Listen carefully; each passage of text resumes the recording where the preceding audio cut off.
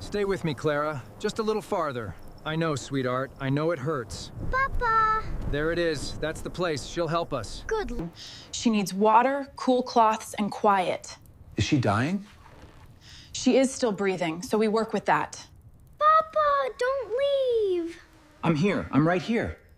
Keep talking to her. Let her follow your voice. You remember the creek. Come on! We're almost there! The sun in August 1888 did not warm the Wyoming Territory. It punished it. It pressed down on the flatlands like something with a personal grudge, bleaching the grass to the color of old bone, cracking the earth into a mosaic of dry plates that shifted and crunched underfoot. There were no clouds that day, not even the thin, useless kind that drifted through without offering shade.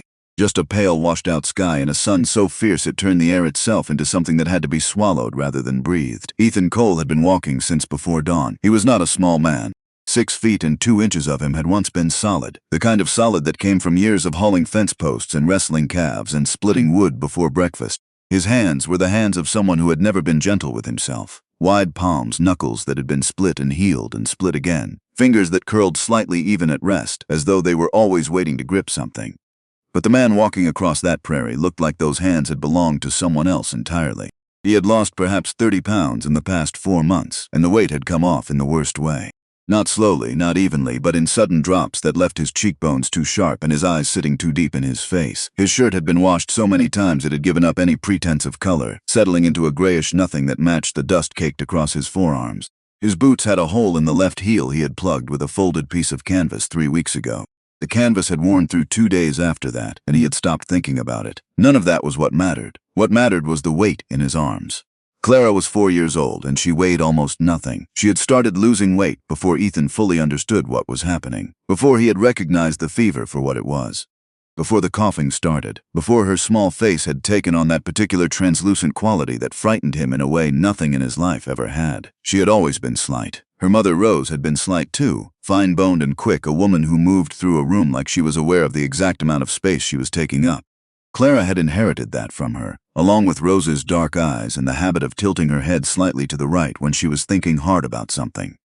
Rose had been dead for 14 months. Ethan did not let himself think about that while he walked. He had gotten very good at not thinking about certain things while he walked. It was one of the skills a man developed when he had nothing left but miles to cover. Clara was limp against his chest. She had stopped talking about an hour after sunrise, which frightened him more than the fever itself. Clara was not a quiet child under ordinary circumstances. She narrated the world around her in a constant stream. That rock looks like a frog, Papa. Do frogs sleep in winter? Why does grass smell different when it rains? Do you think Mama can see us from where she is?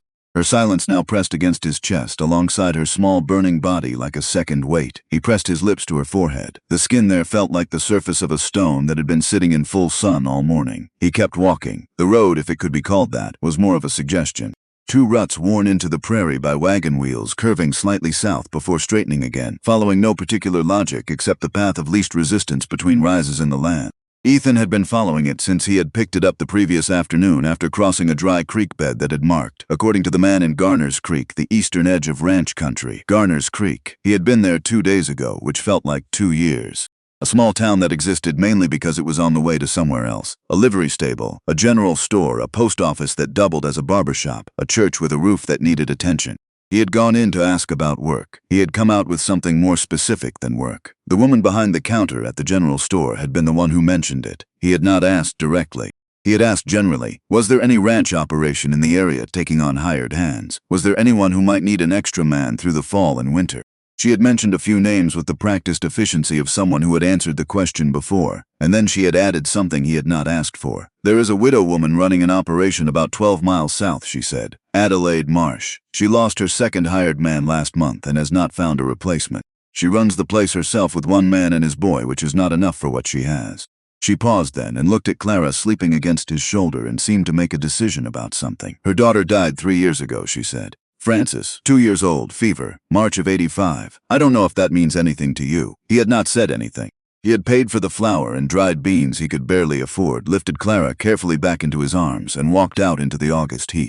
He did not ask about any of the other names she had mentioned. He asked the boy sweeping the livery stable floor for directions to Marsh Ranch, memorized them, and turned south. That was the decision he had made. Not blindly, not desperately, or not only desperately.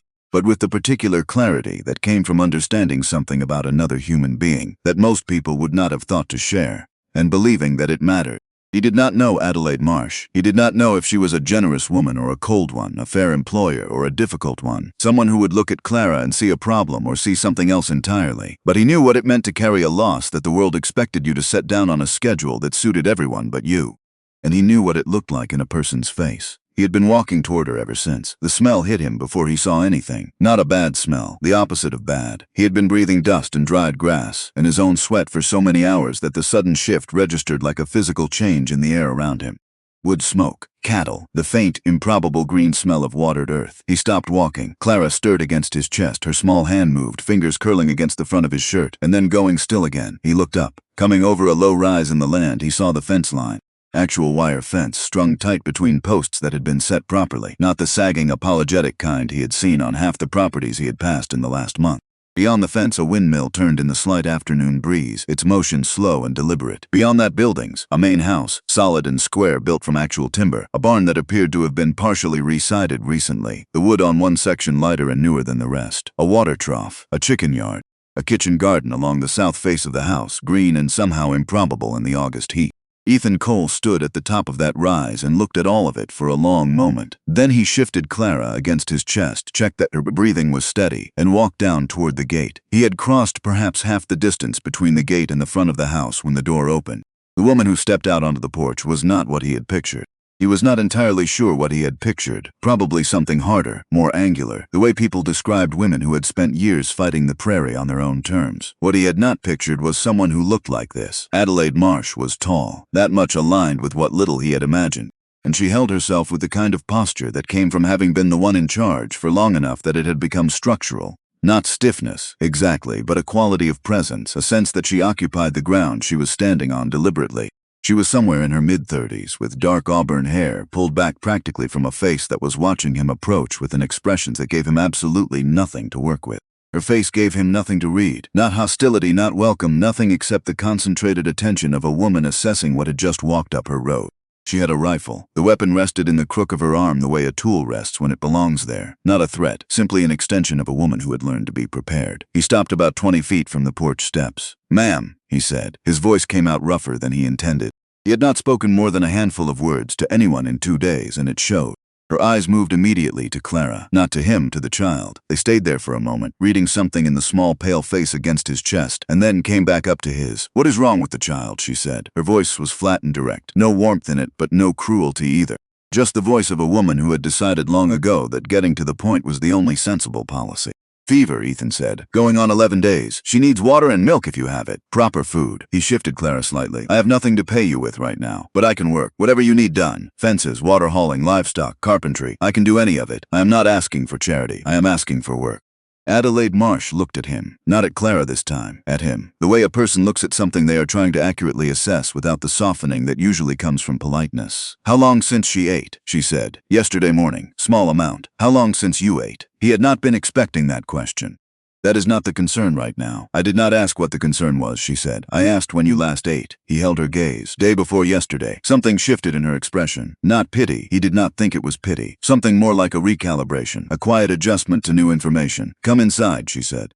She turned back toward the door without waiting to see if he would follow. He followed. The kitchen was the first room Ethan had been inside in weeks that felt like a room rather than a temporary shelter, and the sensation of it hit him somewhere he had not known was still exposed.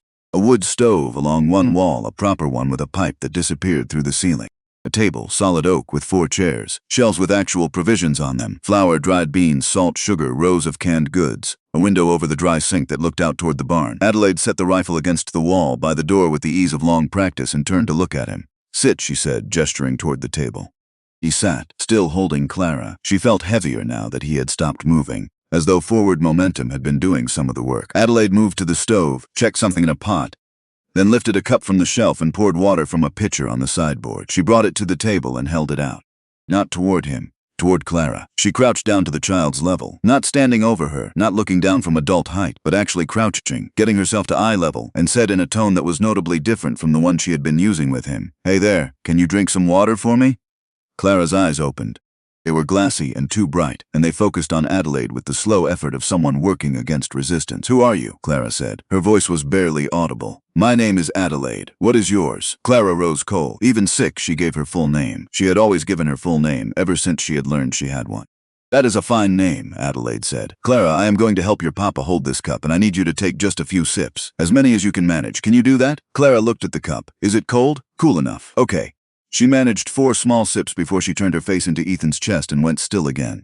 But 4 sips were 4 more than she had managed in hours, and Ethan felt something loosen in his throat that he had to work to keep from showing on his face. Adelaide stood. She looked at Clara for a moment with an expression he could not yet read. Then she looked at Ethan. "I have a milk cow," she said. "She is producing well. I can have warm milk with a little honey in it in 20 minutes. She paused, studying Clara's face. "Your daughter has the look of a child who has been sick too long and not eating enough. How much does she weigh?" "She was 32 pounds in May. Probably less now." Adelaide nodded slowly. Then she looked at him again with the same direct, assessing quality. "And your name?" "Ethan Cole. Ethan William Cole. Where are you from originally?" "Nebraska. Before that, Indiana. What happened to your farm?" He looked at her. "Drought took the crops 2 years running. I had debt I could not cover. Lost the land in June." He said it the way he said everything painful, quickly, without decoration, because drawing it out did not make it easier and sometimes made it worse. Adelaide walked to the window and looked out toward the barn for a moment. She stood there with her hands loose at her sides, and the afternoon light came through the glass and caught the side of her face, and Ethan watched her think. "I have work that needs doing," she said finally, still looking out the window. "The fence on the north pasture is in bad shape. I have one hired man right now, Roy Calloway. He is good, but he is one person. I had a second man until last month." She turned back to face him. "My terms are standard wages, which I will be honest means barely enough to get you to the next place. Room and board for both of you. A proper bed for the girl." She stopped. He waited. She had the look of someone who had been turning something over for longer than this conversation, turning it over and arriving, in this moment, at a decision that might have surprised even herself. "And I would like to propose something else," she said. "Something you are entirely free to refuse without it affecting anything I just offered." "All right," he said. "I want to be your mother." The kitchen went very quiet. The stove ticked. Outside, somewhere beyond the window, a hen made a brief, indignant sound and fell silent. Ethan stared at Adelaide Marsh. "I want to be clear about what I mean," she said, and her voice was steady, almost businesslike, as though she had anticipated his expression and had prepared accordingly. "Not legally, not on paper, not right now. I mean practically. I mean she calls me that if she comes to want to. I mean she has someone who cooks for her and sits with her when she is sick and teaches her things and braids her hair." She paused. "I mean she does not grow up without that." She folded her hands in front of her on the table, not defensively, more like she was steadying herself for the next part. "I had a daughter," she said. "Frances. She died 3 years ago. She was 2 years old. March of '85. Fever." Another pause, shorter this time. "I am not trying to replace her. I am not confused about that. But I have all of this." She made a small, almost frustrated gesture that seemed to take in the house, the kitchen, the garden visible through the window, the whole solid fact of the life she had built here. "And I have no one to give it to." Ethan looked at his daughter burning in his arms. He thought about Rose. He thought about what Rose would have said, and then he stopped that thought firmly before it could reach its conclusion. Because if he started then thinking about what Rose would say, he would be here all day, and he did not have all day. Clara needed milk. This woman was the door he had walked until his boots wore through to find. "You do not know anything about her," he said. His voice came out rough again. "No," Adelaide agreed. "Or me." "No," she said again. "But I have a fair instinct for people. And I have been watching you carry that child for the last 10 minutes, and I think you are a man who has been trying to hold the whole world together with his bare hands and not doing a very good job of it." She said this without any cruelty at all, just the same directness she applied to everything else. "I am not asking you to trust me completely," she said. "I am asking you to consider a practical arrangement that benefits both of us and definitely benefits your daughter." He looked at her for a long moment, at her face, at the quality in it that he had recognized from across the yard when she crouched down to Clara's level without being asked, without hesitating, without treating it as a thing worth commenting on. He had said to himself, walking across 12 miles of burned Wyoming grass, that he did not know if she was generous or cold. He had his answer now. "What do you get out of it?" he said. She met his eyes steadily. "Company," she said, "which is something I have not had enough of in a long time." He said yes, not immediately. Adelaide went out to milk the cow, and Ethan sat in her kitchen and held Clara and turned the proposal over in his mind, looking for the angle in it, looking for what she was not saying. He was not by nature a suspicious man, but the previous several months had administered a thorough education in the fact that nothing came free, and that people who appeared to offer something had usually calculated what they would get back. But Adelaide Marsh had not, as far as he could determine, calculated anything in a self-serving direction. She had looked at a sick child and made a decision. That was as much logic as he could apply to it.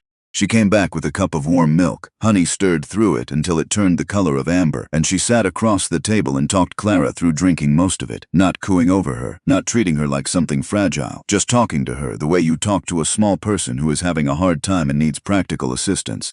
Clara, halfway through the cup, looked up at Adelaide with glassy but more focused eyes. "Do you have a cat?" she said. Adelaide blinked. "I do, actually. Her name is Pip. She lives in the barn. That is a funny name for a cat. She has a funny personality. It suits her." Clara considered this with the grave seriousness of a 4-year-old weighing important information. Then she drank the rest of the milk. Ethan looked at his daughter's face. Then he looked across at Adelaide, who was watching Clara with an expression that was not performance. Was not the careful display of warmth that people sometimes put on around children they did not know. It was something quieter than that, something that looked like recognition. "Yes," he said. "To your proposal, I will agree to it." Adelaide looked at him. She did not look surprised. "All right," she said. "Then we should agree on some terms." "We probably should." "You are not my husband," she said, directly and without apology. "I want that understood clearly from the beginning. This is a working arrangement. You work the ranch. I run the household. We raise the child together as best we can figure out how." She paused. "If anyone in town asks, you are a hired man whose wife passed," which is accurate. "Yes," he said. "It is. I will tell Roy Calloway you are coming on board in the morning. He does not ask unnecessary questions, which is one of his best qualities." She stood. "Right now I am going to put clean sheets on the spare room bed, and you are going to lay that child down, and then you are going to come back to this kitchen and eat something before you fall over. I am fine." She looked at him with an expression that was not quite patience and not quite impatience. "You look like a fence post that has had a bad season," she said. "Come back and eat." The spare room was small and plain and so clean it almost hurt to look at. A bed with an iron frame, a quilt that had been washed until its pattern was a suggestion rather than a statement, a single window facing east. Adelaide had pulled the curtains against the afternoon heat. The room smelled of cedar and soap. Ethan laid Clara on the bed with the practiced care of a man who had done it across dozens of different surfaces over the past months. Bedrolls, barn floors, the seat of a wagon, twice on open ground with his coat laid over her. Setting her down on an actual mattress with an actual pillow felt absurdly ceremonious. She was already half asleep. The milk had done something. Even in the hours since she had drunk it, some of the glassy blankness behind her eyes had softened into something closer to ordinary drowsiness. "Papa," she murmured, eyes closing. "Right here. She is nice." He sat on the edge of the bed and watched her breathe. That was something he did now. Watched her breathe, measured the steadiness of her chest, counted the rise and fall. "Get some sleep, Clara. Is she going to be our friend?" He did not answer until he was sure she was asleep. Then he said it quietly to the room, to the cedar's smell and the fading afternoon light coming around the edges of the curtains. "Yeah," he said. "I think she might be." He came back to the kitchen and Adelaide put a bowl of beef stew in front of him without asking, along with bread that was 2 days old and tasted better than anything he had eaten in weeks. He ate slowly, because he had learned the hard way that eating too fast after going without was a mistake his body would register for hours. Adelaide sat across from him with a cup of coffee and did not make conversation, which he appreciated more than he could have said. She appeared to be working through accounts of some kind. A ledger open in front of her. Figures she was moving through with the quiet, focused attention of someone who had long since stopped finding the work interesting, but had also long since stopped expecting it to be. After a while she said, without looking up, "You can talk if you want to, or not. Either suits me." He looked at her. "You live out here alone," he said. "With Roy Calloway and his son Jesse. They bunk in the foreman's quarters." She made a note in the ledger. "And now with you. Your husband," he said. "You mentioned he is gone. 6 years ago, April." She turned a page. His horse went into a draw in the dark and rolled. He did not come back from it. She said this with the directness she applied to everything, but underneath it was the texture of something that had been said many times, worn smooth by repetition into something that could be handled without reopening. "I am sorry," Ethan said. "So am I." She turned another page. A silence settled between them that was not uncomfortable. "Your wife," she said after a moment. "You said fever. March of '87. She was sick by the end of winter and gone before spring properly arrived." He looked at the bowl in front of him. "It was fast. I did not understand how fast it would go until it was over." Adelaide looked up from the ledger. She looked at him for a moment with an expression that was not sympathy exactly. It was more like recognition, the specific recognition of someone who knew that particular shape of loss from the inside. "How long have you been on the road?" she said. "Since June. 3 months, near enough." She nodded slowly. Then she looked back at the ledger. "You can take the room next to Clara's. There is a wash basin in the hall. Work starts at 5 in the morning, which I expect you already know." She paused, and something in her expression shifted, not softening exactly, but settling, the way a thing settles when a decision has been made and is no longer up for debate.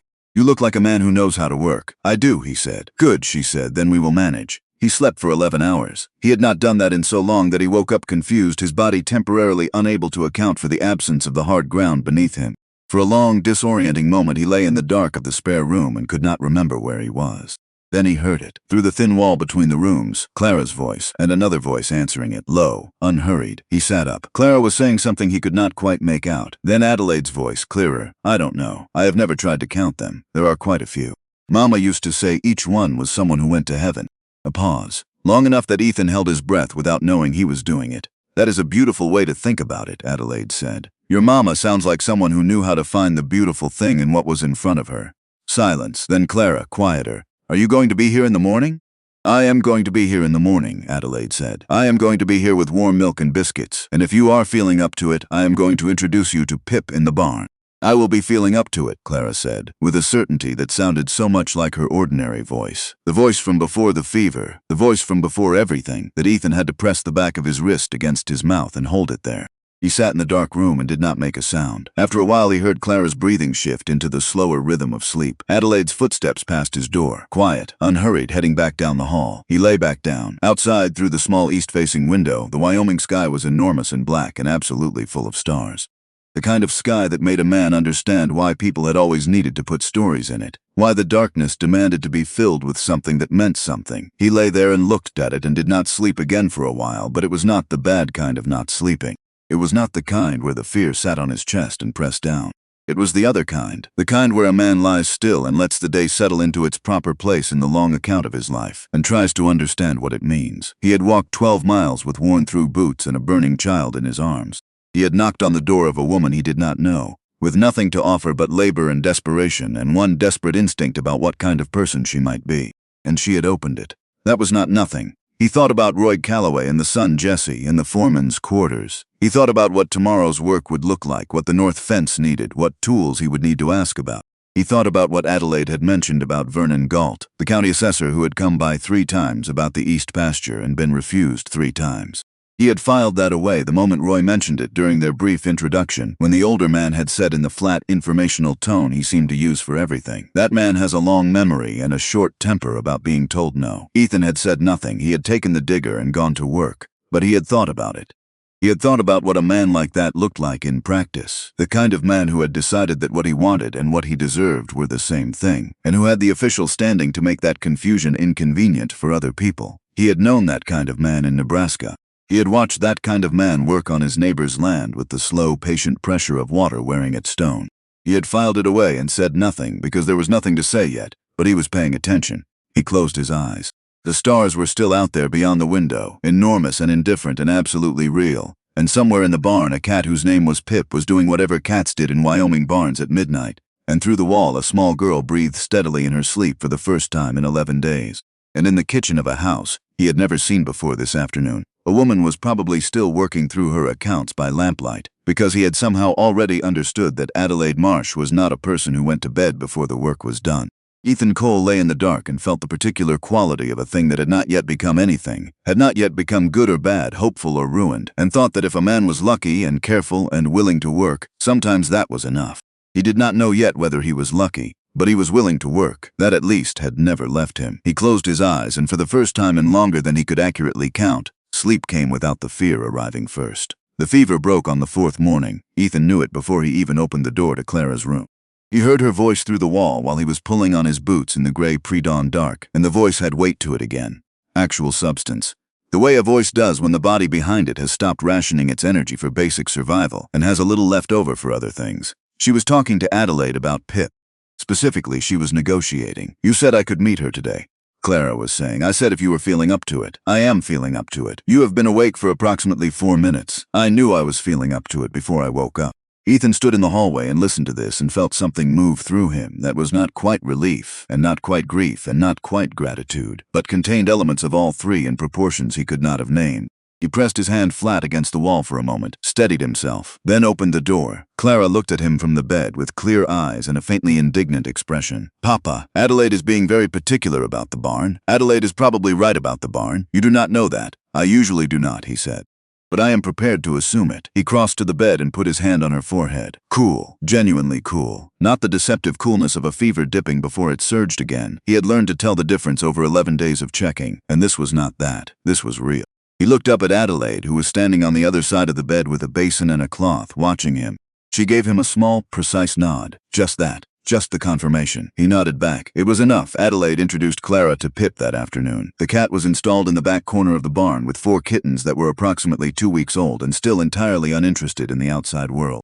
Clara crouched in the hay and stared at them with the focused reverence of someone witnessing something genuinely important, while Pip regarded the entire situation with the calm authority of a cat who had decided to tolerate the attention. "Can I hold one?" Clara asked. "In about 2 weeks," Adelaide said. "That is a long time. Most worthwhile things require waiting." Clara appeared to consider this philosophical offering with genuine seriousness. Then she looked at Ethan. "Is that true, Papa?" "Pretty much," Ethan said. Clara looked back at the kittens. "I am still going to count the days," she said, in a tone that made clear she considered patience and counting to be entirely compatible activities.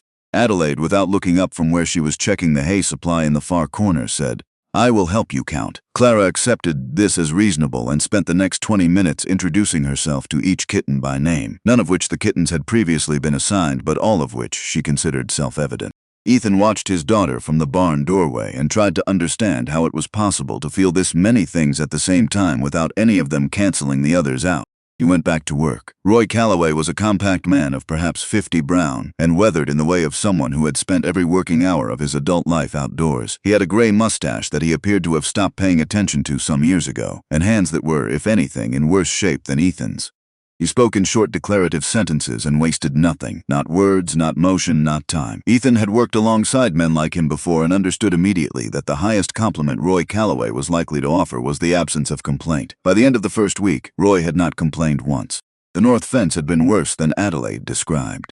Not 3 posts needing resetting, but 5, with 2 of them leaning at angles that suggested they had abandoned any structural ambition entirely, and 1 section of wire down that turned out to be 2 sections when they got out there, with an intervening post snapped off at ground level. A new post, not a reset. Ethan dug it out and set a replacement while Roy worked the wire, and they moved down the line in the efficient, largely wordless rhythm of 2 men who both knew what they were doing. It was during that first week of fence work that Roy mentioned Vernon Galt in fuller detail, not in a way that suggested urgency. More in the way that a man mentions the weather, as established fact, as context, as something you would need to know about eventually and might as well know about now. "He has been by 3 times about the east pasture," Roy said, working a staple into a new post. "Last time was February. Mrs. Marsh sent him off same as the others." He pulled the wire taut. He did not look like a man who was done. "What kind of man is he?" Ethan asked. Roy thought about it for a moment, which with Roy meant that thinking was genuine. "The kind who has held an official position long enough that he has stopped being able to tell the difference between what he wants and what he is entitled to." He checked the tension on the wire. "County assessor, known the circuit judge for 20 years, has interests in 3 other properties east of here that would be worth considerably more if he controlled the water access that goes through the Marsh East pasture. So it is not about the land," Ethan said. "It is about what the land controls." "It is always about what the land controls," Roy said. "The land is just the part you can put in a deed." He handed Ethan the wire cutters and moved on to the next section without further comment. Ethan filed it away and kept working. Jesse Calloway was 17 and built like his father. Compact, deliberate, more capable than he looked. He did not talk much around Ethan in the first week, which Ethan did not take personally. He remembered being 17 and how long it took to decide whether a new adult was worth talking to. Jesse watched him work, and Ethan let him watch. And somewhere around the middle of the second week, Jesse started handing him tools before he asked for them, which was its own kind of conversation. Clara recovered with the focused intensity of a child whose body had decided it was done being sick and was now filing urgent requests for everything it had been denied. She ate with single-minded efficiency. She slept long and woke talking. She restarted the narration of the world around her that had been her constant mode of existence before the fever, and the return of it was so purely itself. "That rock looks like a rabbit. Papa, why do cows make that sound in the morning? Adelaide, how do you know when the bread is ready? Can Pip come inside just for a little while?" That Ethan found himself stopping sometimes in the middle of whatever he was doing just to listen. Adelaide answered all of it. Not with the patient, slightly tired indulgence he had seen some adults apply to children's questions. The performance of interest rather than actual interest. Adelaide appeared to genuinely find Clara's questions worth engaging with. When Clara asked why the grass grew in different colors in different parts of the pasture, Adelaide explained soil composition and water drainage and the different grasses that thrived in different conditions. When Clara asked why the mountains turned purple at sunset, Adelaide talked about light and distance and the way the atmosphere bends color at low angles. When Clara asked whether Pip loved her kittens the way Adelaide had loved Francis, the kitchen went quiet for a moment, and then Adelaide said very carefully, "I think she does, in the way that she knows how." Ethan was at the dry sink when that exchange happened. He did not turn around. He heard Clara say, "Do you still miss her?" Every day, Adelaide said. But missing someone and being happy are not opposites. You can have both at the same time. Clara considered this. Like how I miss Mama, but I am happy here. A pause. Yes, Adelaide said. Exactly like that. Ethan finished what he was doing at the dry sink with careful, unhurried hands, dried them on the cloth hanging from the rail, and went outside to split wood that did not strictly need splitting yet. He worked until his arms told him to stop. September came, and with it the first suggestion of what the Wyoming autumn was going to mean. The mornings turned cold enough to see your breath, and the evenings arrived earlier and with more intention, and the light that came across the grassland in the afternoons took on the long, golden, slightly melancholy quality of a season preparing to end. Ethan worked through all of it. The well on the east side of the property had a pulley mechanism that had been failing for months, the frame soft with water damage, the rope worn to fraying. He replaced both, then rebuilt the mount from raw timber because the original wood would not hold another winter. The main barn had a section of roof letting water in over the back stalls. He spent 4 hours up there on a clear morning replacing damaged planking while Jessie handed materials up from below. And when he climbed down and Adelaide came out to look at it, she stood in the barn doorway for a long moment without saying anything and then said, "That will hold through winter." Then she walked back to the house. Roy watched this from beside the wagon and said, without particular expression, "That is her version of a standing ovation." "I figured," Ethan said. "If you want actual praise," Roy said, "go talk to the chickens. They are more forthcoming." Ethan repointed the stone foundation on the south side of the house where Water had been working at the mortar. He rebuilt the gate on the cattle pen that had been hanging on one hinge since spring. He cleared the drainage channel along the north field that had silted up and been causing the low pasture to stay wet, which was rotting the grass roots and making the ground hard on the cattle's hooves. None of this was heroic work. It was maintenance work, the work of paying attention, of noticing what was failing before it failed completely. But he had always understood that kind of work. He had done it all his life, first on his father's land in Indiana, then on his own in Nebraska. There was a satisfaction in it that did not require an audience. The satisfaction of a thing done correctly. A problem solved before it became a crisis. A system that would run for another season because someone had given it the right kind of attention at the right time. Adelaide noticed all of it. She did not comment much, but she noticed. He could tell by the way she adjusted what she asked him to do next. Always the thing that followed logically from what he had just finished. The way a person plans who is actually thinking about the whole picture and not just the immediate problem. Once, after he spent an entire day clearing the drainage channel, unpleasant work, involving mud to the knee and a smell that encouraged efficiency, she brought him water at the end of the afternoon and stood at the edge of the cleared channel and said, "I have been meaning to get to that for 2 years." "It was not that complicated," he said.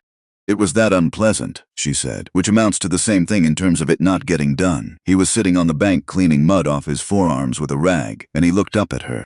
The late afternoon light was hitting the side of her face, and she was looking at the cleared channel with an expression that was not exactly satisfaction but contained it, the way a container holds water. The quiet relief of a person who has been carrying a weight long enough that they have stopped noticing it, and now someone has set it down for them.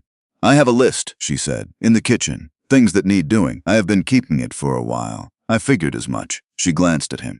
"It is long. You said that before." I was not exaggerating. He stood, finished with the rag, and looked at the channel. Water was already moving through it more freely. You could see the difference from where they were standing. "Show me the list tonight," he said. "I will work through it." She looked at him for a moment with the assessing quality she had. The look that was trying to determine something. The way a carpenter looks at a joint before deciding whether it will hold. "All right," she said. Then she went back toward the house. Clara was waiting at the porch steps. "Papa, you are covered in mud," she observed. "I am. You smell bad." "I know. Adelaide made biscuits," she said, as though this information had obvious relevance to his condition, with the dried cherries from the cellar.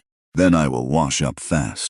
Clara fell into step beside him as he headed toward the water pump. "I helped," she said. "Adelaide let me stir the dough. She said my stirring was very good." "Did she?" "She said it was competent." Clara considered the word with the seriousness it apparently deserved. "Is competent good?" Ethan thought about what he had already learned of Adelaide Marsh's particular scale of praise. Coming from Adelaide, he said, "I think competent is very good." Clara nodded, satisfied, and went to get her jacket from the hook by the door. It was on a Tuesday evening in the 3rd week of September that Vernon Galt made his first move. Ethan was on the south porch replacing a section of railing when he heard horses on the main track. 2 of them, coming at a pace that meant business without quite meaning emergency. He straightened and looked. The man who dismounted at the yard's edge was broad-shouldered, running to heaviness in his middle 50s, with a groomed mustache and the practiced self-possession of someone who had held an official position long enough to mistake the position for the person. He removed his hat when Adelaide came to the door, though not in the direction of any particular courtesy, more as a formality he was getting out of the way before the real business. "Mrs. Marsh," he said. "Hope I am not disturbing." "You are," Adelaide said. "Come in anyway." Ethan kept working. He kept his eyes on the railing and his hands on the tools, but he tracked the conversation through the open kitchen window with the careful attention of a man who had learned that the information you gathered while appearing not to gather it was usually the most accurate kind. The voices were muffled for a while. Then Adelaide's rose, not much but enough to carry. My property arrangements are not a matter for county assessment, Vernon, and you know that as well as I do. Galt's response was too low to make out. The deed is in my name. The stock is registered in my name. What I do with my own labor and who I hire to assist me is my business and not yours. Another murmur. I think we are finished, Adelaide said. The door opened. Galt came out onto the porch and saw Ethan. He stopped. He looked at Ethan with the flat, calculating regard of a man running arithmetic in his head, adding up what he saw, subtracting what he did not know, arriving at a number he did not like. Ethan looked back at him with no expression at all. You are the hired man, Galt said. I am. Galt held his gaze for a moment longer than was comfortable. Then he put his hat back on, walked to his horse, mounted without looking back, and rode out the way he had come. Adelaide appeared in the doorway. She was holding a dish towel, which she had apparently been using when Galt arrived and had not put down during the conversation. She watched his horse disappear down the track. He is fishing, she said. For what? Something he can use. Some basis for a challenge to how I am managing the property. Perhaps something to take to the circuit judge. She looked at the dish towel as though she had forgotten she was holding it. He has wanted to buy the east pasture for 3 years. I have told him no 3 times. Having a man of uncertain background on my property gives him a story he can use. That is his thinking. Does he have anything actual? No, the deed is clean. The registration is current. He has nothing. She went back inside through the open door. He is bluffing. Ethan measured the next section of railing. Marked it. Picked up the saw. People who are bluffing, he said, usually find someone to do their bluffing for them eventually. Someone willing to do what the bluffer wants done while the bluffer keeps his hands clean. Adelaide appeared in the doorway again. What does that mean? It means someone else usually shows up, he said. Someone with a reason to act that does not point directly back to him. She looked at him steadily. You have dealt with this before. I have seen it. He began the cut. In Nebraska, my neighbor's land was being pressured by a buyer who wanted a consolidated tract. Started with county officials making noise. Ended with a false cattle rustling charge against my neighbor. He finished the cut. He lost the land. Could not prove anything in time. Adelaide leaned against the doorframe and looked out at the yard. What would you suggest we do? Nothing yet, he said. Keep working. Keep the property records clean and current. Document anything that seems off, visits, unusual questions, anyone asking about the title or the finances. He fitted the new section into place. And do not make enemies in town faster than we have to. She was quiet for a moment. Are you always this careful? She said. He thought about it honestly. I try to be. It is less exhausting than not being and then having to deal with the consequences. She made a small sound that was not quite a laugh but was related to one. Then she went back inside. The railing went in straight and solid. Ethan ran his hand along its length. No give. He picked up his tools and looked out at the track where Galt's dust was still settling in the evening air, and he thought about what he had told Adelaide. He was paying attention. He was watching the angles. He was doing what a careful man does, keeping his eyes on everything at once and waiting to see which direction the trouble came from. What he could not account for, what no amount of carefulness could fully account for, was the thing that was already in motion, the thing that had been decided before he ever arrived at Marsh Ranch. The thing that was coming from a direction he was watching, but at a timing he could not predict. October arrived with the cold that meant it. Real cold now. The kind that got into the mortar of the stone foundation and worked at the joints. The kind that turned the water in the troughs to a skim of ice before dawn. Ethan and Roy spent 5 days felling and splitting wood, building the pile behind the house higher every evening with the methodical urgency of people who understood that the difference between a comfortable winter and a desperate one was often measured in cords. Adelaide managed the kitchen preparations with the same focused efficiency she brought to everything else. Canning, mending, accounts, the 100 small tasks that kept a household intact through a season designed to break things down. She added Clara's education to this. A proper daily session at the kitchen table, reading in numbers and the careful business of learning that the world could be represented in symbols and that the symbols meant something. Clara was not a patient student. She wanted to know all of it immediately. Found the slow accumulation of letters into words into sentences frustrating when she could see that there were entire books waiting beyond the current page. But Adelaide had a method for this. She never told Clara to be patient. She simply moved through the lesson at exactly the pace the lesson required, and somehow made that pace feel like Clara's own idea. Ethan watched this sometimes from the doorway, coming in from the cold with his hands needing to thaw, and thought about what a specific and uncommon skill that was. It was during one of these kitchen sessions, Adelaide at the stove managing 3 things at once, Clara at the table between 2 stacks of jar lids performing her assigned function as his official lid handler, that Ethan came in from the afternoon's work and heard something that stopped him mid-step. Clara was pointing at one of the jars. "Mama," she said, "which ones are the apple butter?" The kitchen held its breath. Adelaide was at the stove, her back to the room, lifting a jar from the water bath with a cloth. She paused, barely a pause, a half-second of stillness that someone who did not know her well would not have noticed, and then said in exactly the same tone she had been using all afternoon, the ones with the orange lids. That was your idea, remember? You said we needed a system. Right, Clara said. Orange lids. She picked up the next lid in her stack and placed it with careful precision. Are we doing the peaches tomorrow? Tomorrow. Today is apple butter and the last of the tomatoes. Okay. Lid. Mama, can I have a biscuit? Dinner is in an hour. A small one? No, half a small one? Clara. Okay, Clara said without particular distress and returned to her lids. Ethan set down the cup he had been holding very quietly.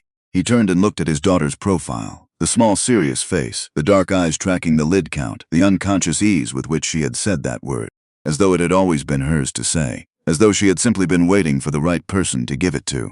He turned around and went back outside. He stood in the yard for a while. The woodpile was in front of him, and the axe was in the splitting stump, and the afternoon was doing the thing Wyoming afternoons did in October, where the light went long and the shadows stretched across the dried grass at an angle that was almost too much to look at directly. He thought about Rose. He thought about how she would have been in that kitchen. She would have been the one running the canning, showing Clara the lid system, saying no to the biscuit and then relenting on a half piece. He thought about the particular shape of what had been lost and the particular strange, slightly frightening shape of what was being built in that kitchen on this ranch, in that woman's kitchen, in that woman's hands.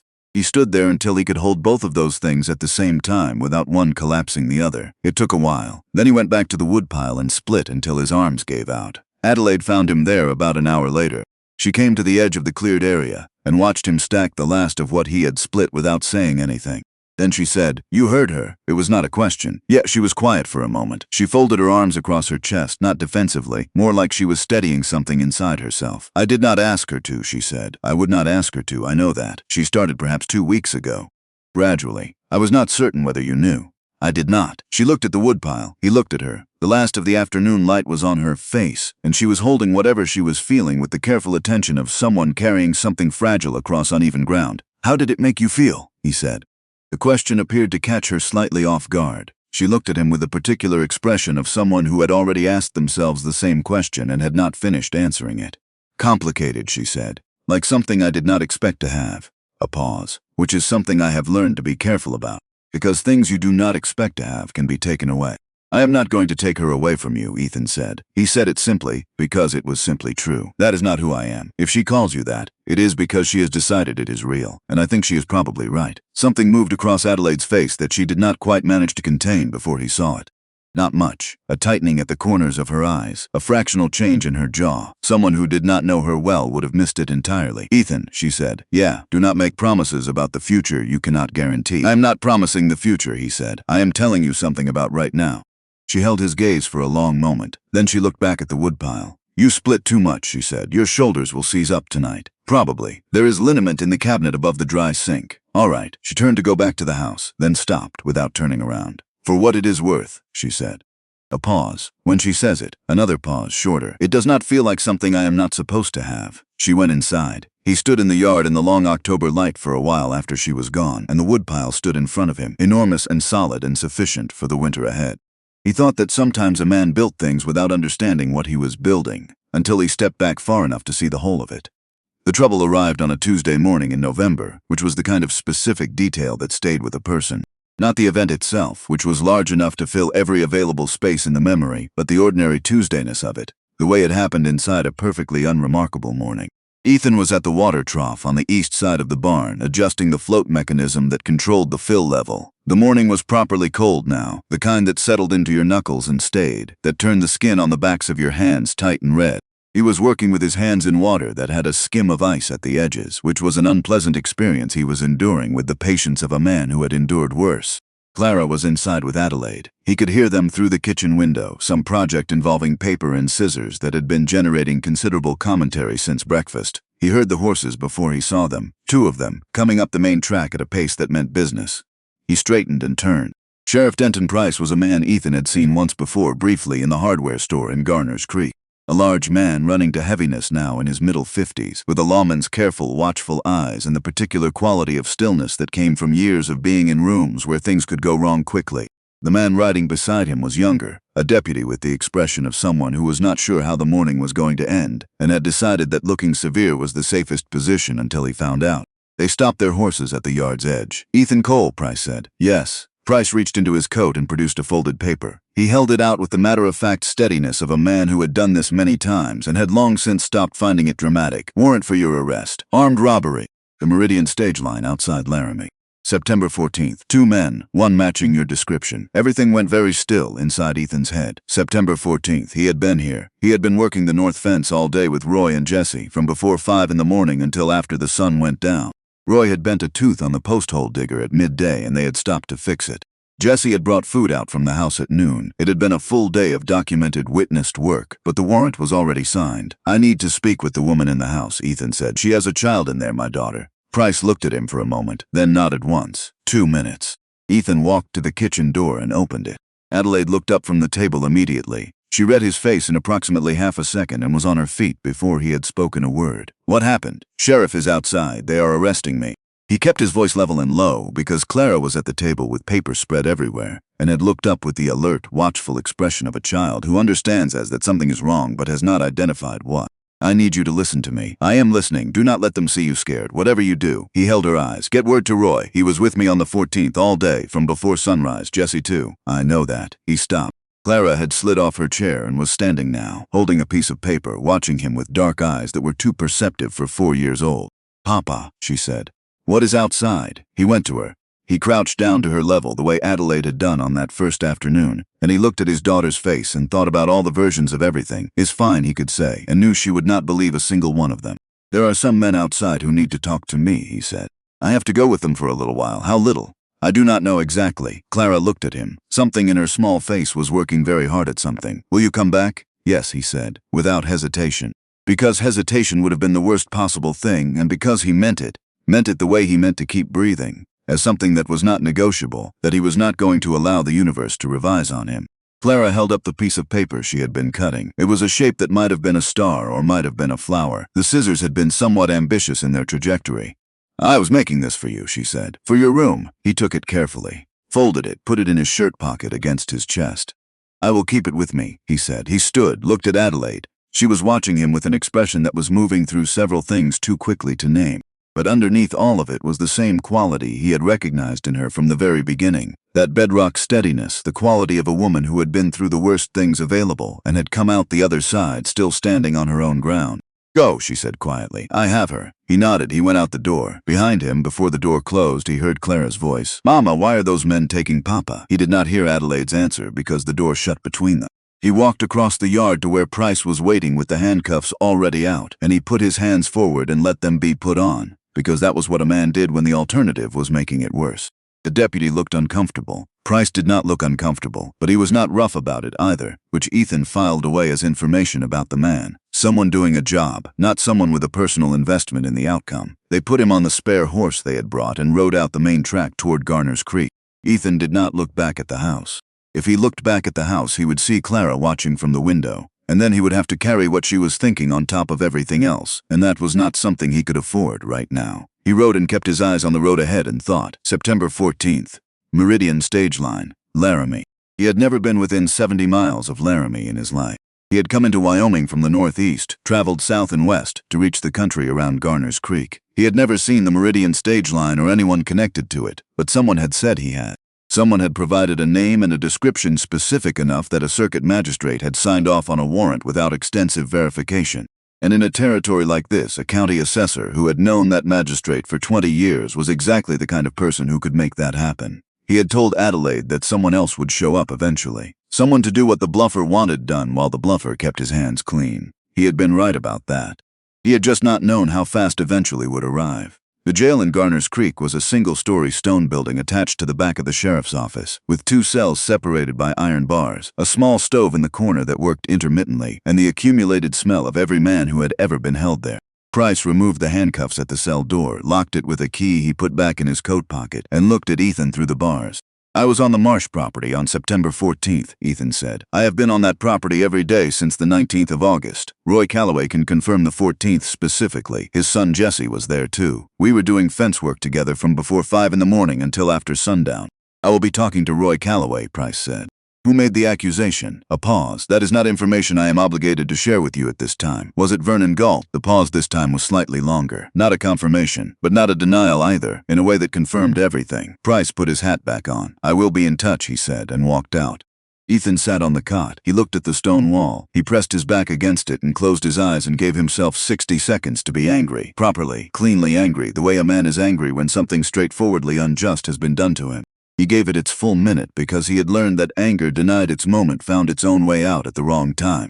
You let it have its 60 seconds and then you put it somewhere useful. Then he opened his eyes and thought about Adelaide. He thought about what she would do. Not whether she would do something. He already knew the answer to that. He had known it the moment the kitchen door closed and he heard Clara's voice asking where he was going. Adelaide Marsh was constitutionally incapable of letting a wrong thing stand when she had the means to contest it, and she had the means. She had Roy and Jesse and 3 months of documented work and the full weight of her own considerable standing in this county. She was not going to let this stand. He knew this about her now, the way you knew things about people after enough shared time, after enough mornings in the same kitchen and evenings on the same porch and the long work of building something together that neither of you had expected to be building. He pressed his thumb against the folded paper star through the fabric of his shirt, and he waited. He did not have to wait long. He heard her voice through the wall of the sheriff's office before he heard what she was saying. The tone of it was the thing that reached him first. Not raised, not emotional in any way that would give Price grounds to dismiss her, but carrying an authority that came from somewhere deeper than conscious decision. The voice of a woman who had been running 1,000 acres on her own terms for 6 years and was not going to be talked down to about the legal situation of a man she knew. He could not make out all of it, but he caught pieces. Roy Calloway's voice, describing September 14th in specific and unrepeatable detail, the bent tooth on the post hole digger, the exact section of fence, what they had talked about while they ate at noon. Jesse's voice, younger but steady, the sound of Adelaide's voice coming back, clearer than the others. The petition filed with the information in your warrant is based on testimony that is factually incorrect. I have 2 witnesses who will confirm under oath that Ethan Cole was on my property from before 5 in the morning until after sunset on September 14th. The work they did that day is still visible. You can ride out and look at it yourself. Price's response, too low to carry. I understand the magistrate signed it. The magistrate signed it based on information that is wrong. That is not your fault, and it is not the magistrate's fault. But it is a problem that needs correcting, and it needs correcting quickly, because there is a 4-year-old child at my ranch who has spent her morning asking where her father is. Ethan sat very still on the cot and listened. He was not afraid. That was the thing he noticed, sitting in a stone cell on a November morning with handcuff marks still fading on his wrists. He had been afraid on the ride into town, not of the legal situation, not really, but of what it meant for Clara, of what happened to her if this went wrong, of the specific shape of loss that would follow if he could not get back to the life he had been building for the past 3 months. But sitting here, listening to Adelaide Marsh dismantle the case against him through a stone wall, with Roy Calloway's voice and Jesse's voice and the patient, relentless logic she brought to everything she decided mattered, he was not afraid. He reached into his shirt pocket and held the folded paper star between his fingers. He looked at the ceiling. He thought, I am going to get back there, and for the first time since the horses had come up the main track that morning, he was completely certain of it. The telegraph from Laramie arrived 2 days later. Ethan was sitting on the cot in the left cell when he heard the door to the sheriff's office open and close, heard the particular quality of silence that followed, the kind of silence that meant someone had just read something and was deciding what it meant. He had learned in 2 days of listening through that wall to read the silences almost as well as the voices. Price came through the connecting door a minute later. He was holding a folded paper. He pulled the chair from the desk outside the cell, turned it around and sat with his arms across the back of it, looking at Ethan through the bars with the expression of a man conducting a private reassessment. Laramie has 2 men in custody, Price said. Arrested November 3rd. Brothers by the name of Reston. One of them is approximately your height, dark-haired, roughly 15 years younger than you. The other is shorter and broader. He looked at the paper in his hand. The description Laramie circulated in September was general. The sworn statement that named you specifically used details that were not in Laramie's original wire. Ethan waited, meaning someone added specifics that were not available from the original report, Price said. Meaning someone constructed a description that pointed to me, Ethan said. Price looked at him with the careful eyes of a man who had spent a long career existing at the intersection of law and local politics in a small territory, and who had gotten very good at saying exactly as much as the situation required and not one word more. Meaning the sworn statement contains information that did not come from Laramie's report. Where it came from is a question for the circuit judge. Is it a question you are going to put to the circuit judge? I am going to file the Laramie response with the circuit court and formally close the warrant. Price folded the paper and put it in his coat pocket. What the judge does with the origins of the sworn statement is his business. I will tell you honestly, Mr. Cole. County assessors in this territory carry considerable standing. Vernon Galt and the circuit judge have known each other for the better part of 2 decades. He paused. What I can give you is your name clear. What I can give Galt is a conversation I expect he will not enjoy. What happens beyond that is not in my hands. Ethan looked at him steadily. I understand. Price stood slowly, the way a large man stands when his joints have accumulated opinions over many years. He took the key from his coat. There is one more thing I want you to hear. Ethan waited. Mrs. Marsh's conduct through this has been correct in every particular, Price said. Her evidence was solid and her witnesses were credible. Whatever people in this town choose to think about her household arrangements, she handled this the way a person handles it when they know they are right. He unlocked the cell door and pushed it open. That matters, not to everybody in this county. But it matters to me, and I wanted you to know I said it directly. Ethan stood. He picked up his hat from the cot. He looked at Price for a moment. I will tell her, he said. Tell her I said it plain. She will appreciate that better than if it comes secondhand with softening on it. Ethan walked out of the cell and through the office and stopped. He stood in the middle of the sheriff's office for a moment. Price watched him without speaking. I need an hour before I go back, Ethan said. Price looked at him with the careful eyes of a man who understood what was being asked and why. The paperwork will take an hour, he said. After that you are a free man and your time is your own. Thank you, Ethan said. He walked out through the front door and turned left, away from where the wagon would be waiting, and walked 2 blocks down the main street of Garner's Creek to the building that had the words Canty Assessor painted in faded black letters above the door. He went in without knocking. Vernon Galt was at his desk. He looked up without particular surprise, which told Ethan the man had been expecting something like this. He was a careful man, Galt. He had probably calculated that if the warrant failed, there would be a visit, and he had prepared himself for it. He leaned back slightly in his chair and regarded Ethan with the composed expression of a man who had decided in advance how this conversation was going to go. Ethan pulled the door closed behind him. He did not sit down. He stood in the middle of the room and looked at Galt across the desk between them. You know I did not do it, Ethan said. Galt did not deny it. He looked at Ethan with the flat, assessing patience of a man who was waiting for the point. You used a 4-year-old child as a playing piece, Ethan said. I want you to know that I know that, and I want you to know I am still here. A silence settled in the room. Outside, the ordinary sounds of a small town went on without particular interest in what was happening inside this particular building. Is that a threat? Galt said. No, Ethan said. Just the truth. You tried to remove me, and it did not work. The land is still Mrs. Marsh's. The deed is still clean. The witnesses are still alive, and they gave their account to the sheriff, and it is in the county record now. He held the man's eyes without difficulty. You can try again. That is your business. But I want you to understand something about who you are dealing with. I am a man who walked 12 miles across burned ground in August with a sick child in my arms because I had nothing left and I kept going anyway. Whatever you have planned next, I am not going anywhere. Galt said nothing. Ethan turned and walked out. He did not look back. He heard nothing from behind him, no chair scraping, no response, no final word. Just the sound of his own boots on the floor and then the door closing. He stood on the boardwalk outside the county assessor's office for a moment in the November cold. He breathed in, he breathed out. Then he turned and walked back toward the wagon. Adelaide was standing beside it. Roy was behind her with his hat in his hands, turning it in the slow, unconscious way of a man who has just done something that mattered and is still settling into the fact of it. Jesse stood beside his father, straight-backed, hands at his sides, looking like a young man who had decided this occasion called for his most serious bearing. Adelaide looked at Ethan when he came around the corner. He looked back at her. Neither of them said anything for a moment. The street around them had the particular quality of a small town that is paying close attention while doing its best to appear not to. He was aware of it. The curtain at the dry goods window, the conversation at the feed store that had paused, the 2 men at the livery who were looking anywhere but directly at them while watching every movement. He walked across to where she was standing. You all right? Adelaide said. Yes. She looked at him with the examining quality that was one of the most fundamental things about her. You look like you slept on a stone floor. Stone cot, he said. There is a distinction. Something moved in her expression that was not quite a smile but was in the same territory. I sent a telegraph to Laramie 4 hours after they took you, she said. I used the most direct language I could manage while staying within what the telegraph operator would transmit. What did you say? I asked them to confirm whether their description of the suspects in the Meridian robbery bore any resemblance to a man named Ethan Cole of Nebraska, and to respond urgently as an innocent man was being held on a warrant based on false information. She paused. I may have also mentioned that the county assessor's office had been unusually involved in facilitating the warrant and suggested they be thorough in their response. Roy made a sound somewhere between a cough and something else. Price said I need to stay in Garner's Creek until he finishes the paperwork, Ethan said. But he gave me an hour first. She looked at him steadily. There was something in her face that was asking a question without asking it. I went to see Galt, he said quietly. Adelaide was still. I did not threaten him. I did not touch him. I just wanted him to understand that the warrant failing did not change who is standing on that property, that I know what he did, and that I am not leaving. He held her eyes. He needed to hear that from me directly. Adelaide looked at him for a long moment. Something moved through her expression that was complicated and real and that she did not try to contain. "All right," she said finally. "Price said to tell you your conduct through this was correct in every particular. He said to tell you directly, not secondhand."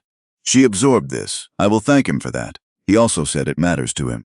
"What you did." Adelaide looked away briefly out at the street. Then she looked back at him. "It should have mattered to more people." "Yeah," he said, "it should have."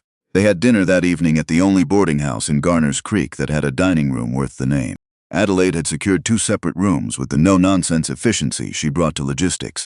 The dining room had 6 tables, 5 of them occupied, and every person at every one of them noticed when Adelaide Marsh walked in with Ethan Cole and sat down across from him and ordered supper like it was the most ordinary thing in the world. Ethan was aware of all of it, the looks, the murmured conversations, the particular quality of a room rearranging its understanding of something it thought it had already figured out. Adelaide appeared completely unaware. She ate her supper and talked about the east pasture drainage. There was a section she had been considering. She thought the approach he had used on the north field could be adapted for it, and she wanted to know what he thought about the feasibility. She talked about whether the finances would support 2 additional head of cattle in the spring if the calf numbers were good. She talked about a section of the kitchen garden she wanted to expand if the ground cooperated after the thaw. She talked about it the way she talked about ranch business on any ordinary evening, with the focused, practical attention of someone for whom this was simply what mattered. Ethan answered her questions. After a while, he stopped being aware of the room. That was what she was doing, he realized. Not unconsciously, she was entirely aware of every eye in that room, every ear tilted in their direction. She was simply refusing to perform for them, refusing to adjust her behavior, to shrink herself, to add apology to her posture. She was going to sit in this dining room and talk about drainage and cattle at a volume everyone could hear, because every word she said was a statement. "This is a man I conduct business with. This is a man I trust. You may revise your assumptions accordingly." He thought about what Roy had said to him in the first week, driving back from the north fence. She deserves better than the hand she has been dealt. He thought that Roy Calloway, who never wasted words, had been exactly right about that. They drove back to the ranch the following afternoon after Price completed the paperwork and formally recorded the warrant closure. The wagon rocked on the frozen ruts of the road, the sky doing the thing it did over Wyoming in November, going a pale, colorless gray that was somehow more vast than blue, as though the cold had expanded the air itself. Neither of them spoke much for the first several miles. Not because there was nothing to say. There was a great deal to say, and they both knew it, but because the particular quality of relief that follows 2 days of sustained effort requires a certain quiet to settle into properly, like ground after rain. It needs time before it can hold weight again. About 4 miles from the ranch, Adelaide said, "He is not going to stop." Galt. He did not get what he wanted. People like that do not recalculate. They regroup. She was looking at the road ahead. "He will find another angle." "Probably," Ethan said.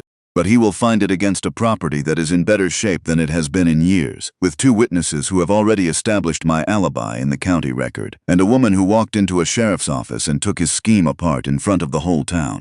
He looked at the road. He waited 6 years to make his move, and it failed. Let him wait some more. Adelaide was quiet for a moment. "Then you are more confident about this than I am." "One of us has to be," he said. "You have been carrying the worry for both of us. I figured it was my turn." She looked at him. "That is not how worry works." "I know," he said. "But thank you for not arguing the point." She made the sound that was almost a laugh. Then she looked back at the road. The ranch fence line came into view. The north section he had repaired in his first week, strung tight and solid against the gray November sky. Beyond it, the windmill turning. Beyond that, the house, the barn, the whole solid fact of what was there. And at the front gate, a small figure who had apparently decided that waiting on the porch was insufficient to the gravity of the situation, and that the gate itself was the appropriate place to conduct her vigil.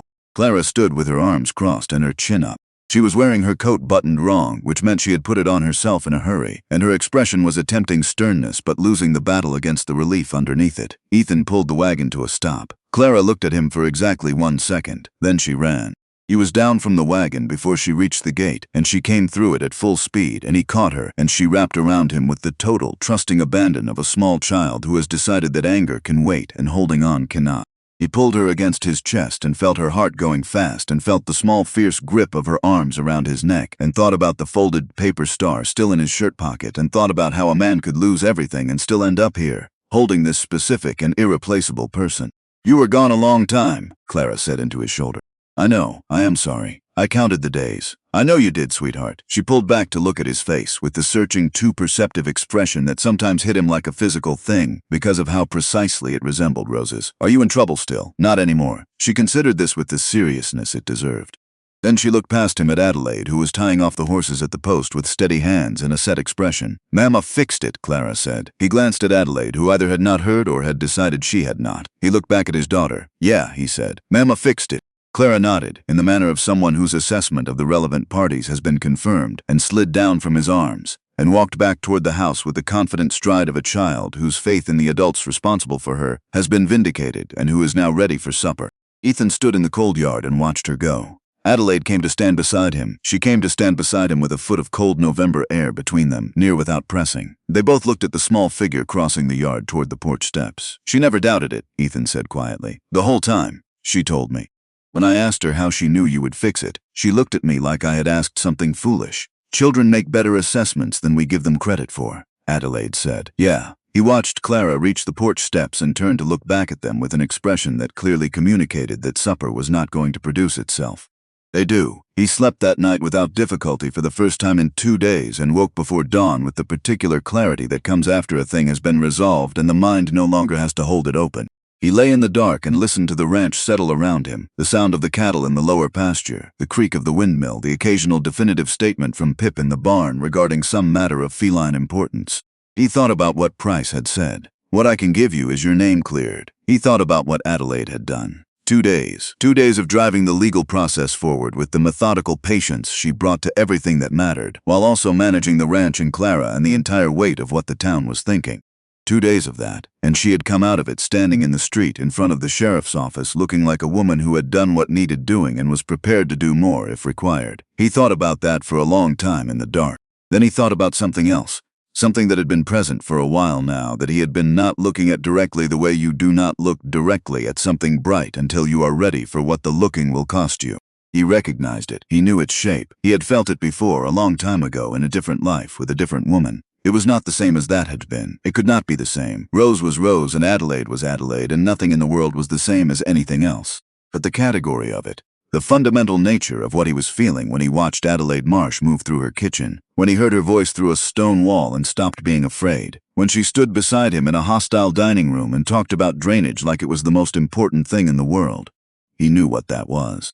He had known for a while. He was not ready yet to do anything about it, but he was done pretending he did not know. The week after he came home was the quietest the ranch had seen since August. The town's noise, the pressure of other people's judgments leaning in from the edges, had gone temporarily still, like a held breath.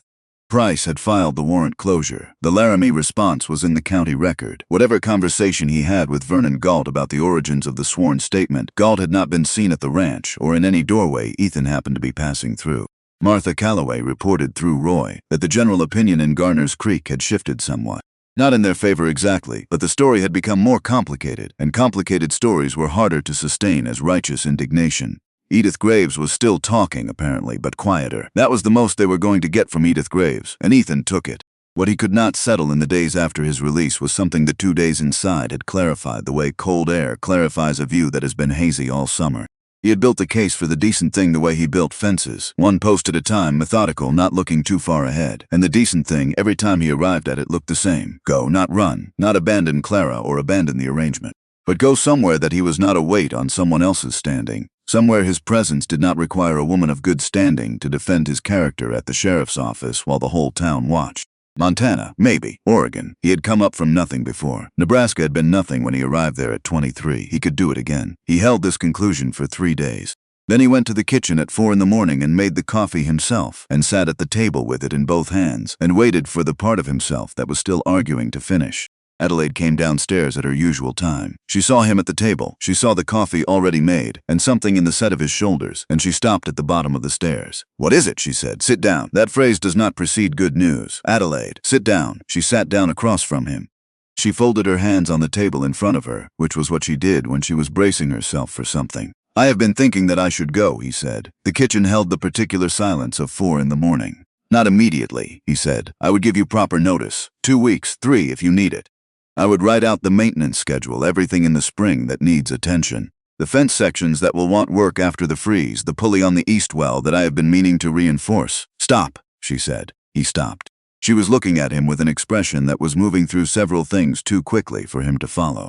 Then it settled, and what it settled into was not what he had expected. Not grief, not anger. Something older than both of those. The exhausted recognition of someone who had been waiting for a specific thing and had not wanted to be right about it. Why? She said. Because I am a liability to you, he said. You had a name and a reputation before I walked through your gate, and I have made both of them harder to carry. And because as long as I am here, there will always be something for people to use against you. Adelaide looked at her folded hands on the table. She was quiet for a long moment. I did not ask you to manage my reputation, she said. I know you did not. I am a grown woman running a 1,000-acre cattle operation in a territory that gives women very little formal power to do so. I have managed my own reputation for 6 years without assistance. Her voice was still level, but there was something beneath it now. Something that had been held back for a long time and was not going to be held back for much longer. Do not leave because you have decided it is better for me. Ask me what is better for me. He looked at her. What is better for you? He said. She looked back at him with the directness that was the most fundamental quality she possessed. The directness that had been there from the first moment she stepped onto her porch and asked what was wrong with the child in his arms. You, she said, staying. The kitchen was very quiet. Ethan. She unfolded her hands and pressed them flat on the table, and the quality of control in her face shifted. Not broke exactly, but changed. The way ice changes when the temperature has been at a certain level long enough. I have thought about this carefully. I am a person who thinks carefully about things, and I want to tell you what I have actually concluded rather than what sounds appropriate to say. He waited. When you were in that cell, I was afraid, she said. Not of the legal situation. I was fairly certain about what I could do on that front. I was afraid of something else. She paused. I was afraid of what this ranch would feel like if you did not come back to it. She said it the way she said everything that cost her something, directly, without decoration, in plain words that meant exactly what they said. That was new information for me, she said. I did not enjoy receiving it, but I received it anyway because ignoring information you do not like is how people make the worst decisions of their lives. He was very still. I have been alone for 6 years, she said. I chose to be after Thomas died because being alone was easier than being with people who wanted me to finish grieving on a schedule that suited them. And then you walked through my gate with that child, and I made a decision that I told myself was practical. She stopped. Her jaw tightened slightly. It was practical, but it was also the first decision I had made in 6 years that was about what I actually wanted, and not just what I could manage. Ethan set down his coffee cup. I am not asking you to stay out of obligation, she said. The arrangement was always clear, and you have honored your end of it in every way. I am asking you to stay because you have built something here that belongs to you as much as it belongs to me, and because Clara would not recover from losing you. And because she stopped. Something in her expression moved, like a door opening a fraction and then held. Because I would not recover from losing her. And those two facts make your leaving something that affects me directly. She looked at him steadily. So do not go. He looked at Adelaide Marsh in the gray morning light of the kitchen that he had eaten breakfast in for 3 months, that he had come home to from a jail cell, that he had sat in at 4 in the morning working up the courage to say the wrong thing. He thought about all the practical, decent, carefully constructed reasons he had built for leaving, and how every single one of them dissolved when she said the thing she had just said in the plain, unadorned way she said everything that was true. I did not want to be a weight you carried, he said. You are not a weight, she said. You are the person I talk to, about the ranch, about the fences and the cattle and the winter planning, but also about things I do not talk to anyone about. She made the small, slightly frustrated gesture he had come to know. You are the person I tell things to. I did not have that before. I did not know I was missing it until I had it, and I am not willing to go back to not having it because you have constructed an argument for why leaving is the noble choice. He was quiet for a long moment. All right, he said. She looked at him. All right, he said again. I will stay. She held his gaze for a moment, checking whether he meant it. Then she nodded, the single, decisive nod he had seen her apply to things that were settled and no longer required discussion. Good, she said. She stood and turned to the stove. Breakfast in 20 minutes. Go wake Clara. He sat at the table for a moment longer. Then something happened in his face that was not quite a smile, but was in that direction. The particular expression of a man who has just had a decision made for him that he had been trying to make for himself and had been getting wrong.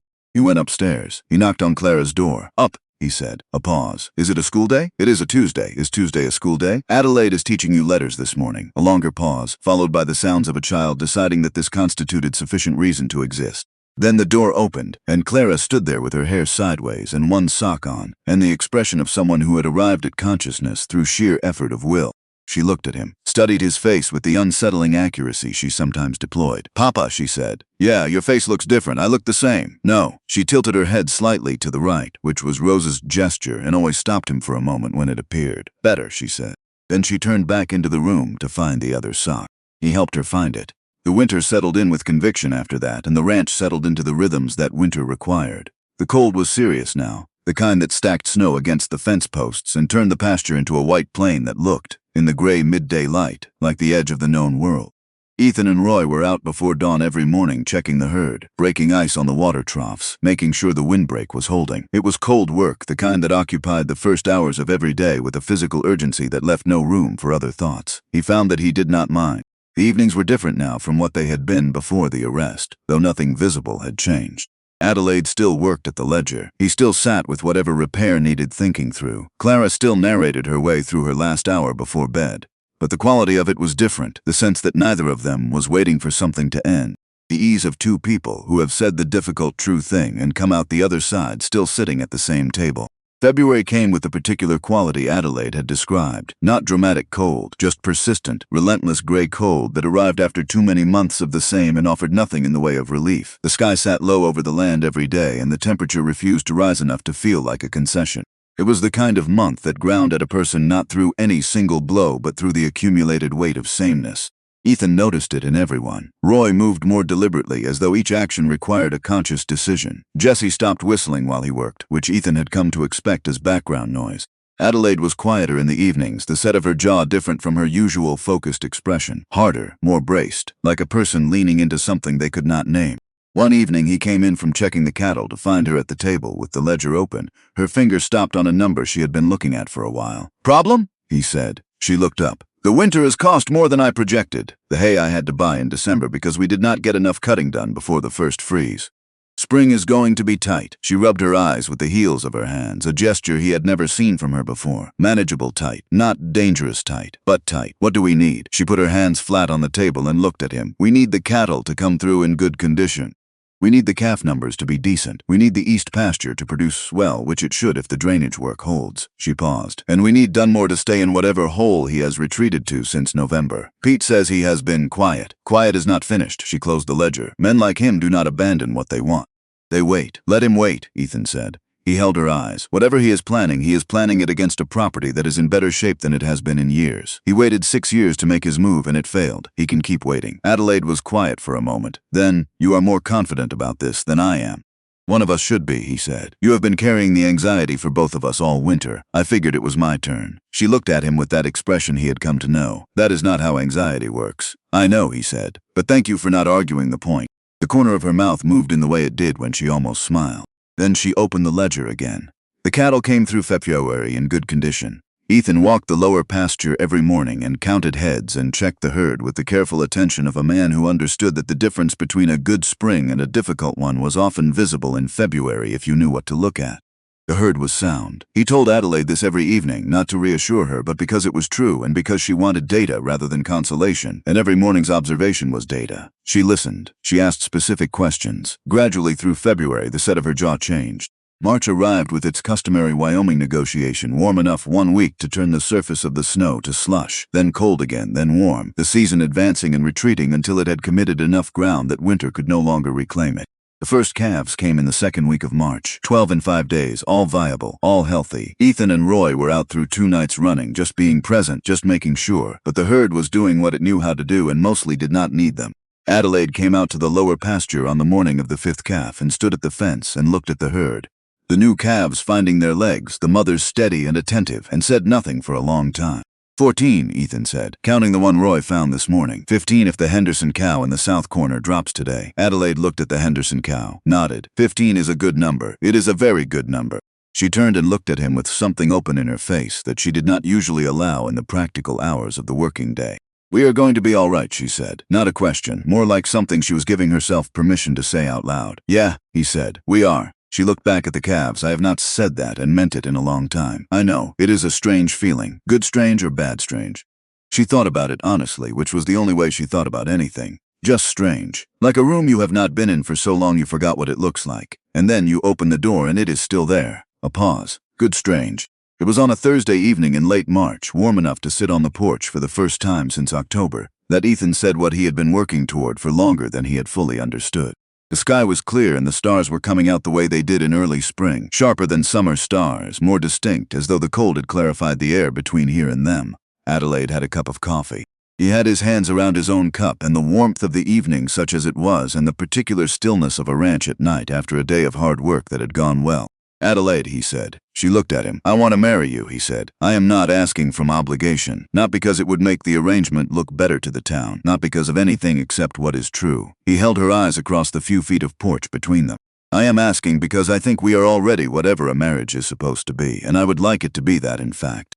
And because I love you, which I have known for a while and have not said, and you deserve to hear it said plainly." Adelaide was very still. "I know what you lost," he continued. "I know you built something here on your own terms, and you do not need me for any practical purpose you could not handle without me. I am not offering you a rescue." He paused, tried to find the right words for the thing that was actually true. "I am offering you me, what I am, which is a man who will work this land for the rest of his life and will try every day to deserve what I have been given here. I will fail at that in various ways because I am not a man who does not fail. But I will keep trying. That is the offer." The windmill turned in the slight evening breeze. Somewhere in the lower pasture, one of the new calves made a brief sound and then went quiet. Adelaide looked at him for a long time. In the evening light, her face had the quality it had in private, the version of it without the professional composure, without the layers of competence and self-sufficiency that she wore the way the ranch wore its fence lines.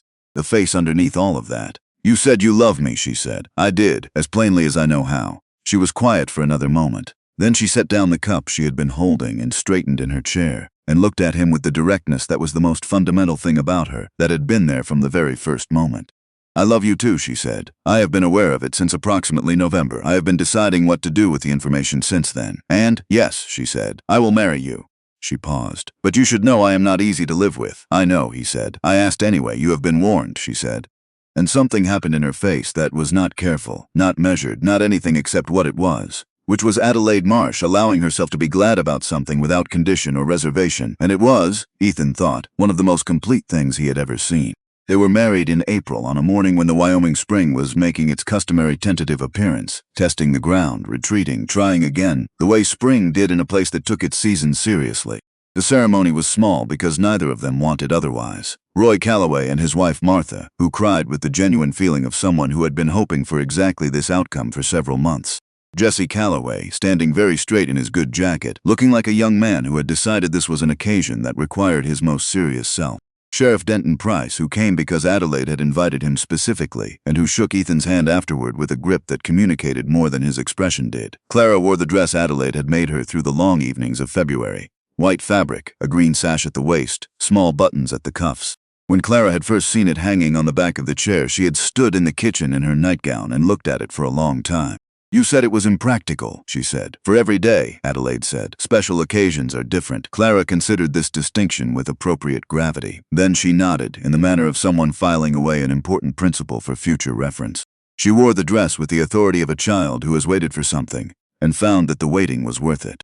She held Adelaide's hand walking in and Ethan's hand walking out, and in the middle she reached for both at once and held them, standing between them, because that was what was true, and Clara had never had much patience for saying things that were not true.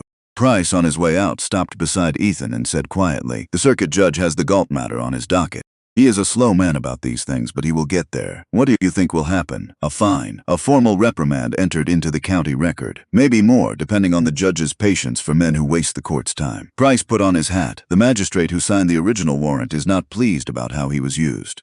"That is not nothing." "No," Ethan said. "It is not." Price looked at him for a moment with the careful, honest eyes of a man who said what he meant and nothing more. "You built something here worth building," he said. Then he walked out into the April morning.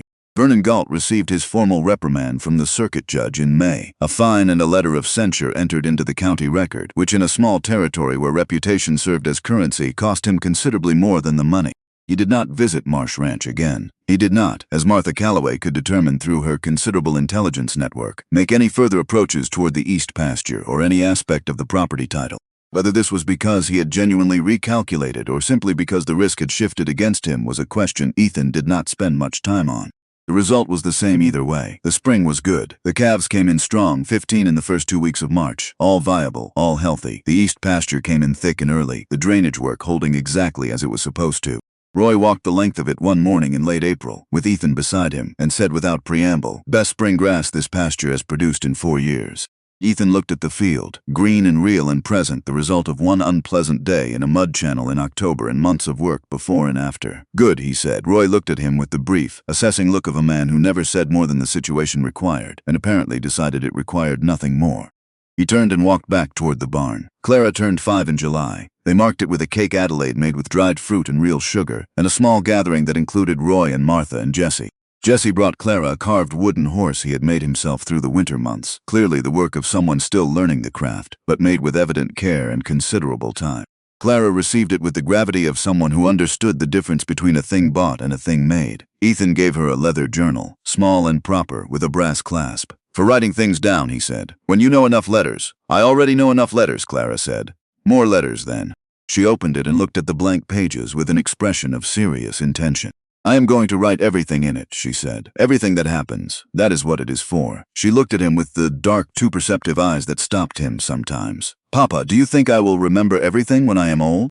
He looked at his daughter, 5 years old, the green sash dress on because she had determined that birthdays qualified as special occasions under the principle she had been taught, the carved horse already in her other hand. Not everything, he said honestly. But the things that matter will stay. She looked at the journal. I will write them down anyway, she said, just to be safe. Adelaide beside him made the sound that was close to a laugh. The summer moved through its long days, and the ranch moved through them. And there were problems. There were always problems, because a working ranch is a living thing, and living things require constant attention. But none of it was catastrophic, and all of it was manageable. And Ethan had made his peace years ago with the fact that ordinary difficulty was simply the texture of a life being actually lived. On an evening in August, a week after Clara's birthday, they sat on the porch after supper while Clara was inside filling her journal with the focused determination of someone who has decided that documentation is a serious undertaking. The sky was doing what Wyoming skies did in August, spreading color across the western horizon in quantities that seemed excessive and were exactly right. The Hendersons made an offer on the South Quarter section, Adelaide said. I heard. Roy mentioned it. I am thinking about it differently than I would have a year ago. She looked at the sunset. If we took it on, we would need another hand. Someone Roy knows and trusts. He has names. He mentioned them last week. She nodded slowly. Spring, maybe. If the calf numbers are good again. They will be. She glanced at him. You say that with considerable certainty for someone who has seen 2 calving seasons. I have seen enough to know what I am looking at. She was quiet for a moment. The sunset was doing its full performance now, the whole western sky going colors that seemed designed specifically for this hour, this place, this particular evening. I used to sit here alone, she said, in the evenings, and watch this. He looked at her. It was fine, she said. I want to be accurate. I was not suffering. I had the ranch and the work, and Roy and Martha nearby. It was a life, a pause, but it was a life I was maintaining. There was not much that was growing. She turned to look at him, and in the evening light her face had the open quality it had earned over a year of choosing to let him see it. Now I have a daughter who is going to fill that journal inside of 2 months and need another one, she said. And a husband who checks the cattle every morning and tells me what he finds because the information actually matters and there is someone to tell it to. She looked at the sunset again. Things are growing. That is different from before. He held her eyes. Yeah, he said. It is. Behind them, through the open door, came Clara's voice, narrating her own documentation, second-guessing earlier word choices, announcing revisions. The sound of it was so completely itself, so purely the specific, irreplaceable person his daughter was, that it caught him somewhere in the chest the way it sometimes did. Adelaide heard it too. He could tell by the small change in her face. The thing that happened there when she heard Clara's voice, which was the most unguarded she ever looked, the place where all the composure and self-sufficiency simply were not present. Because you could not be defended against that particular sound if you loved the person making it. She did love her. That was the plain, unromantic, entirely real fact of it. Adelaide Marsh loved Clara Cole the way you love something that arrived at a cost you could not have predicted you would pay, and paid it, and found on the other side that what you had gotten was worth everything it cost and more. She will be out in a minute, Adelaide said. She never misses the stars. No, Ethan said, she never does. They waited. The door opened, and Clara came out with the journal under her arm and the carved horse in her hand, and settled herself on the step below them, looking up at the darkening sky with the focused attention of someone conducting a proper inspection. There is the first one, she said. There it is, Adelaide agreed. Clara looked at it for a moment, then she leaned back until she was resting against Adelaide's knees. She reached one hand back and found Ethan's hand on the arm of the chair and held it without looking at him.